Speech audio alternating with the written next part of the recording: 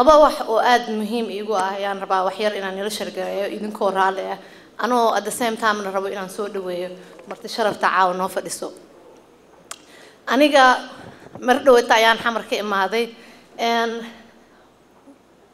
somebody just recently told me wuxuu yiri dadka dhan ayaamahan baxay oo Soomaaliya gaaray waxay dhahaan it was the one life change experience ayuu ahaa and to be honest with you that was for me.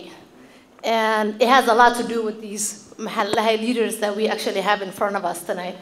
And I'm a bit sorry about my emotions, but I will try to keep it to myself.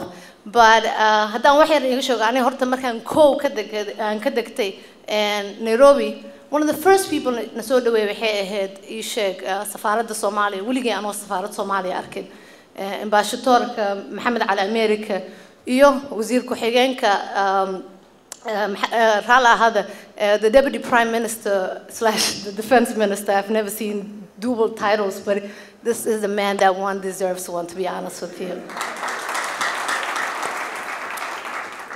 And I didn't have too many expectations about the security of Somalia, but it exceeded beyond my imaginations waxa security of Somalia wixii ka jiray. And once again, I thank those that were before Hussein, but also Hussein. Aniga hal qof oo qori ama biskoolad wato oo aan ka ahayn askarta Soomaalida ma arkin. To be honest with you, 10 bari aan xamar joogana hal xabad ma maqal. Marka that alone needs to be celebrated, guys. Midda kale toon rabana anaga dadka aan maalinkaas ka cabanayno they don't even make 1% of dadkeena Soomaalida.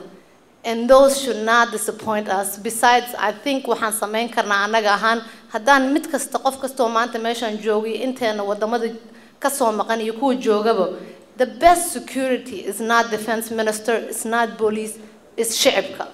Marka, and that is where we lack in haddaan Soomaali nahay. We need to have better hope for our countries.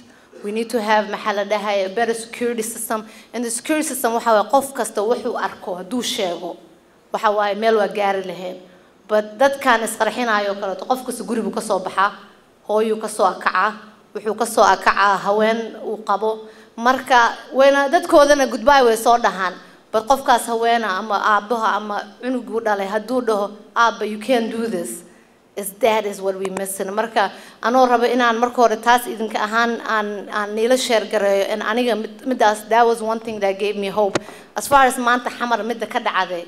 It didn't discourage me. I think it can happen right here in this country where security is beyond what we can all imagine for our country. But even in Somalia, waxyaalaha dhaco markasta way dhici karaan marka laakiin sa anaga ahaan we should not lose our hope.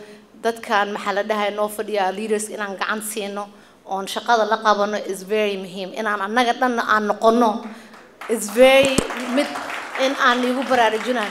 I think it is actually different until you actually land in Somalia. I didn't have too much hope markaan Somalia ka degay, but the hardest thing for me waxay ahayd maalinta xamar ka soo tagay.